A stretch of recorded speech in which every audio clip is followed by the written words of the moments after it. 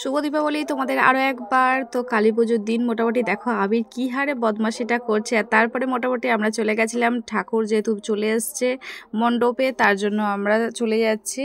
রে হয়েছি আর কি, তো রে হয়েছি মানে আখ আনতে যেতে হবে, যেটা প্রথম পর্ব। একদম দেখো আমার বাড়ির সামনেই কিন্তু অনেক মানুষ এখানে যাচ্ছে, আর এখানে অনেকগুলো আখ নেওয়া হবে, তার জন্য মোটামুটি এখানে বসে আছে, মানে বসে বলতে দাঁড়িয়ে আছে আর কি। তো দেখো মোটামুটি আর একটা ঠাকুর পুজো মানে যেগুলো আছে আর কি, সেখান থেকেও আখ নিতে তারা চলে এসছে। মোটামুটি অনেক লোক জমে গেছে এখানটায়। তার মধ্যে আমাদের যে আরণ বরণ, এখানে যে বরণটা করতে হয় আর কি রে নিতে গিয়ে, আমাদের প্রথমে এটা ঘোরা, তারপর যে মানে রীতিনীতিগুলো করতে হয় আর কি, সেগুলোই মোটামুটি আছে। তার মধ্যে টুকটাক মোটামুটি ভিডিও দিয়ে মানে দেখাতে পেরেছি। দাদা ভাইয়ের হাতে ক্যামেরা ছিল, এত মহিলাদের ভিড়ের মধ্যে বলছে আমি আর যেতে পারবো না, তুমি ক্যামেরাটা করো। তো শেষ পর্যন্ত আমি ক্যামেরাটা করলাম। এবার বরণের পর্ব চলছে। তো এখান থেকে আখটা নিয়ে গেলেই জানি না, এখন বাজে প্রায় ঘড়িতে 9:30 থেকে 10টা, মানে ব্রাহ্মণ এলে কিন্তু তারপরেই পুজো। আর সকাল থেকে যেহেতু আমি একটু উপোস করে আছি, তার জন্য ভীষণ পরিমাণে জল তেষ্টাটাই পাচ্ছে, এছাড়া কিছু না। তো আমাকে অনেক দিদিভাইরা বলছে জল খেলে কোনো অসুবিধা নেই, কিন্তু না, সেই এতক্ষণ ধরো আছি আর একটু মানে অপেক্ষা করেই যাই। তো মোটামুটি এখানে আখের পর্বটা দেখো কি সুন্দর করে বরণের পর্ব চলছে। আর এই অনেক অনেক মানুষ এখানে আছে, অনেক মানুষ এখানে দেখো আমরা মানে আখটা নিতে এসছি আর কি, কত মানুষ এখানটায়।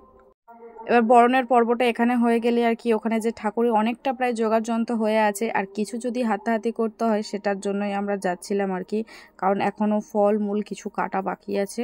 তো চলো তোমাদের সাথে পুরোটা ভিডিওই দেখাই। এবার সত্যি বলতে অনেক রীতিনীতি আমি নিজেও জানি না, তো নাকে থেকে বলছে যা আগে গিয়ে বাতি আর ধূপটা তুই ফার্স্ট জ্বেলে দে। তো ওই জন্য বাড়ি থেকে আবার ধূপ বাতি আনতে চলে গেলাম। আর দেখো মণ্ডপটা কি সুন্দর করে ফুল দিয়ে সাজিয়েছে, আর তারপর দেখো একটা ফানুস ছেড়ে দিয়েছে, দেখো কত সুন্দর লাগছে রাতের অন্ধকারের আকাশটায়। আর আমরা মোটামুটি এখানে সবাই মিলে গল্প আড্ডা করছি আর কি, যে কখন পুরোহিত মশাই আসবে। মাঝে মাঝে গিয়ে একটু চোখে মুখে জল দিয়ে আসছি, কারণ ঘড়িতে তখন বাজে প্রায় 11টা থেকে 11:30। তারপরে অনেকক্ষণ মানে অপেক্ষা করার পরে মোটামুটি দেখতেই পাচ্ছে ব্রাহ্মণ চলে এসে এখানে মোটামুটি পুজোও বসে গেছে। আর আমরা এখানে সবাই মিলে মানে হাতে হাতে কাজবাজ করছি।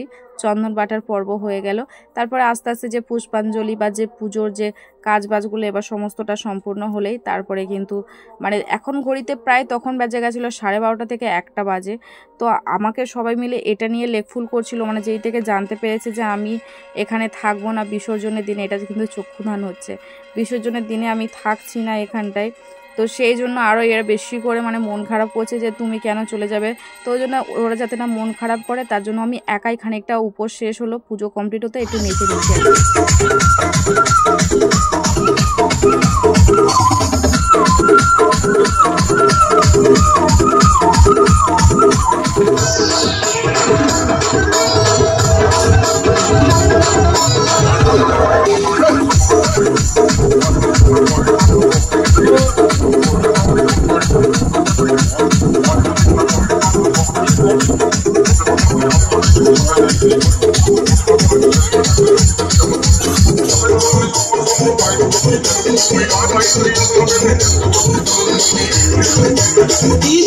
আজকে ব্লগটা হয়তো তেমন বেশি কিছু ছিল না, তাও একটু তোমরা কষ্ট করে দেখে নিও বন্ধুরা। তো তারপরে মোটামুটি নাচা গানের পর্ব চলতে চলতে ঘড়িতে বাজে তখন প্রায় 2টো। তো দাদাভাই বলছে চলো এবারে একটু আমি গিয়ে রেস্ট নিলে তবেই কাল আবার ডিউটি যেতে পারবো। তো মোটামুটি ব্যাস আজকের নাচ এই পর্যন্ত। তোমরা সবাই খুব ভালো থেকো, আজকে ব্লগটা একটু কষ্ট করে তোমরা দেখে নিও। দেখা হচ্ছে পরের একটি ব্লগে। তো চলো টাটা, সবাই ভালো থেকো, সুস্থ থেকো। আমিও পড়ে যাচ্ছিলাম।